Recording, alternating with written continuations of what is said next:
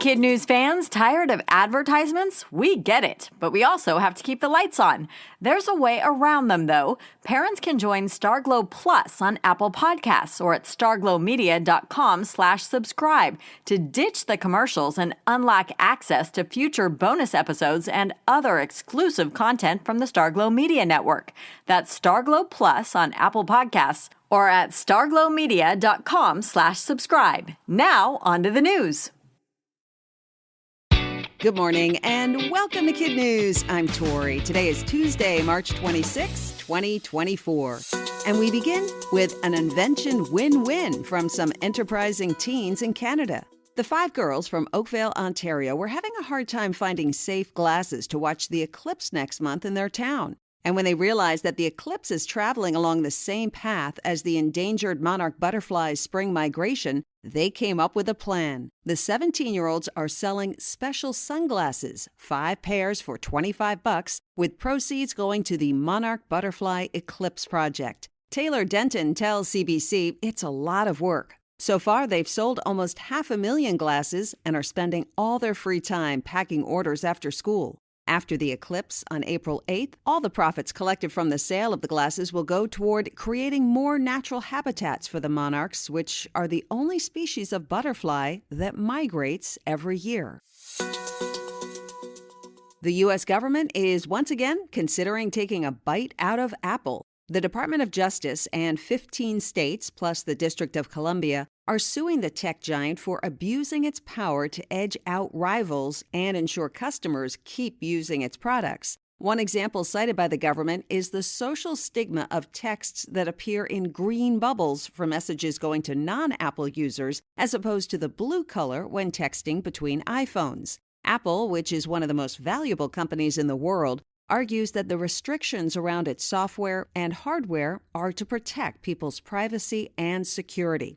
This is the 3rd time the DOJ has filed a lawsuit against Apple over antitrust violations in the past 2 decades. Bookstores are making a comeback. That's the news from giant chain Barnes & Noble, which is on track to open 50 to 60 more stores this year after an impressive 31 openings last year. There was concern that physical books were falling out of favor with the popularity of tablets, ebooks, and audiobooks. But sales of physical books had a good boost during the pandemic, and it appears that trend is not going away. And in addition to corporate retail stores, the Good News Network reports that smaller independent bookstores are also continuing to flourish.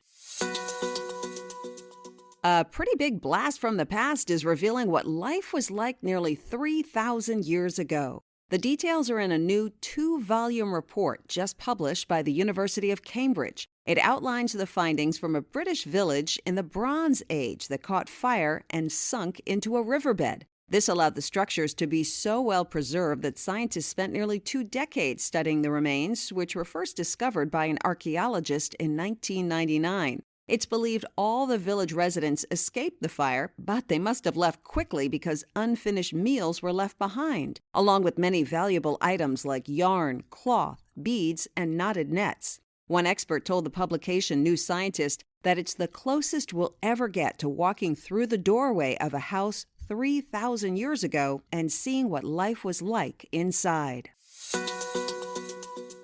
The Princess of Wales and her husband Prince William say they are enormously touched after receiving so many kind messages regarding a big announcement about her health. Following abdominal surgery in January, the future Queen of England revealed that she has cancer, though she didn't say exactly what kind. She emphasized that she is well and getting stronger every day by focusing on the things that will help her heal and taking care of her 3 young children who are 10, 8, and 5. Princess Catherine released this information to the public in a short video on Friday at the beginning of her kids' spring break so the family could spend time together to process the news. The princess added her family is grateful for the understanding of their request for privacy at this time. Still to come, how a fish doorbell is being used in a shallow river in the Netherlands. But first, today's KidNuz quiz. 5 teens are selling solar eclipse sunglasses to help what endangered butterfly?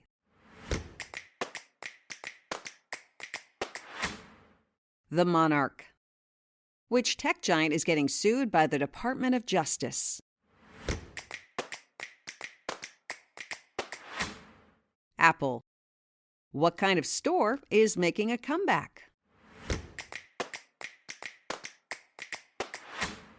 Bookstores. Who is grateful for so many kind messages of support? Catherine, the Princess of Wales.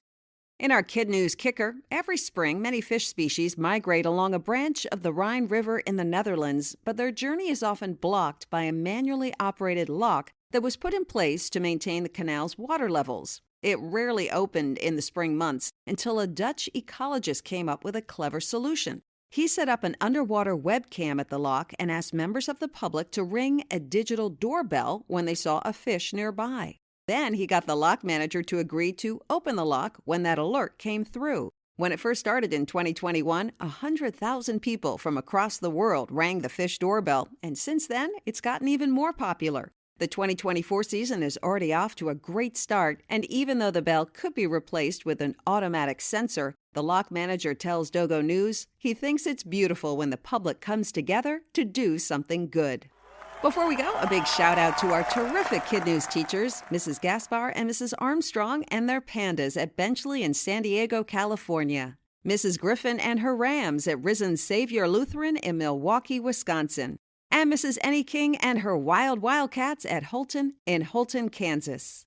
Thanks for listening. KidNuz relies on the generosity of our loyal listeners to keep our mics on. If you'd like to make a tax-deductible donation, please check out our website, kidnuz.org. We hope you tune in for more KidNuz tomorrow morning.